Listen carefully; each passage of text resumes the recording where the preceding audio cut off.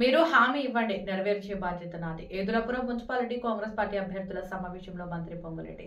ఖమ్మం వార్డుల్లోకి వెళ్ళండి, జనం సమస్యలను గుండెలకు హత్తుకోండి, పరిష్కరిస్తామని గట్టిగా హామీ ఇవ్వండి, వాటిని నెరవేర్చే బాధ్యత తనది అంటూ తెలంగాణ రెవెన్యూ, గృహ నిర్మాణం, సమాచార శాఖల మంత్రి పొంగులేటి శ్రీనివాసరెడ్డి ఏదులాపురం అభ్యర్థులకు స్పష్టం చేశారు. ఖమ్మంలోని తన క్యాంపు కార్యాలయంలో 32 వార్డుల అభ్యర్థులు, ఇన్ఛార్జీలతో శుక్రవారం రాత్రి సమావేశం నిర్వహించారు.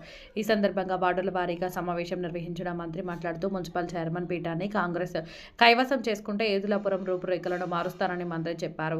అభివృద్ధిలో ఏదులాపురాన్ని రాష్ట్రానికి ఒక దిక్సూచిగా, ఆదర్శ మున్సిపాలిటీగా నిలబెట్టే బాధ్యత తనదేనని భరోసా ఇచ్చారు.